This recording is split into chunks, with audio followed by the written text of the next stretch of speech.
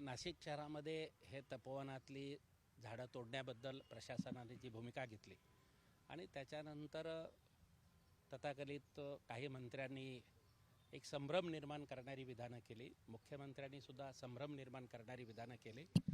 परंतु मला स्वतःला असं वाटतंय की हा फक्त भ्रम निर्माण करतायत आणि हे एका क्षणाची वाट बघतात आहे.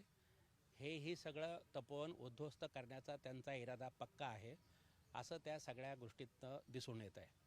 आणि म्हणून आम्ही त्यांना इशारा देण्यासाठी आलेलो आहोत की फक्त ही पर्यावरणवादी कार्यकर्त्यांची चळवळ नाही आहे, हा त्यांचा प्रश्न नाही. या नाशिक शहरातल्या 22 लाख लोकांचा प्रश्न आहे आणि कामगार वर्गसुद्धा याच्यामध्ये अत्यंत महत्त्वाचा घटक आहे. आम्ही हे सांगण्यासाठी आलेलो आहोत की फसवणूक करून हे तपोवन उद्ध्वस्त करण्याचा जर प्रयत्न कराल तर तुमच्या घरापर्यंत, तुमच्या कार्यालयापर्यंत आम्ही घुसू, हे तुम्ही पहिल्यांदा लक्षात ठेवा. नंबर 2, आमचे अनेक सहकारी पहिल्या दिवसापासून ह्या चळवळीमध्ये आहेत.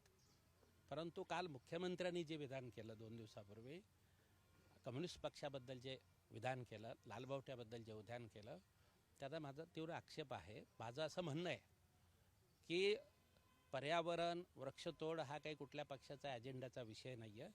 त्यांनी याच्यामध्ये अशा पद्धतीचं राजकारण आणता कामा नये. पर्यावरणाबद्दल, अर्थशास्त्राबद्दल कम्युनिस्टांची समज ही देवेंद्र फडणवीसांच्या समजेच्या 100 पट जास्त चांगली आणि सकस आहे, हे सगळ्या जगाला माहिती आहे. त्यामुळे धर्माचा आधार घेऊन आम्ही याच्यासाठी नाही आहे. आम्ही माणसामध्ये देव पाहिलेला आहे, जळी स्थळी काष्टी पाशाने आम्ही देव पाहिलेला आहे आणि म्हणून हे जे काही याचं संरक्षण करणं ही जबाबदारी आहे असं आमचं म्हणणं आहे. मला 2 मुद्दे अजून सांगायचे आहेत. फक्त तपोवनाचा प्रश्न हा चर्चेचा राहता कामा नये.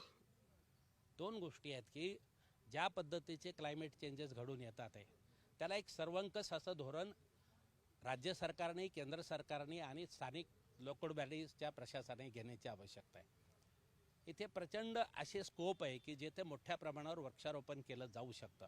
परंतु महापालिकेतल्या वृक्षारोपण डिपार्टमेंटमधला घोटाळा किती मोठे झालेले आहेत आणि किती अधिकारी सस्पेंड झाले ते तुम्हालाही माहिती आहे, ते मलाही माहिती आहे.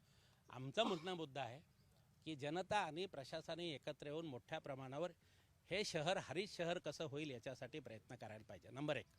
नंबर 2, करण्याच्या भाषानंतर परंतु आत्ता असलेलं प्रत्येक झाड हे आपण वाचवलं पाहिजे आणि त्याचं संरक्षण केलं पाहिजे.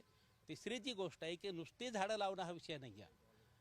बायोडायव्हर्सिटी हा एक सगळ्यात मोठा विषय आहे आणि तो माणसाच्या जगण्याशी संबंध आहे, आजारांशी संबंध आहे, निळ्या साथी येतात त्याच्याशी त्याचा संबंध आहे. कोविड अशी आकाशातनं पडलेली नाही आहे. ह्या बायोडायव्हर्सिटीचं डिस्ट्रक्शन आहे त्याच्याशी पण त्याचा संबंध आहे.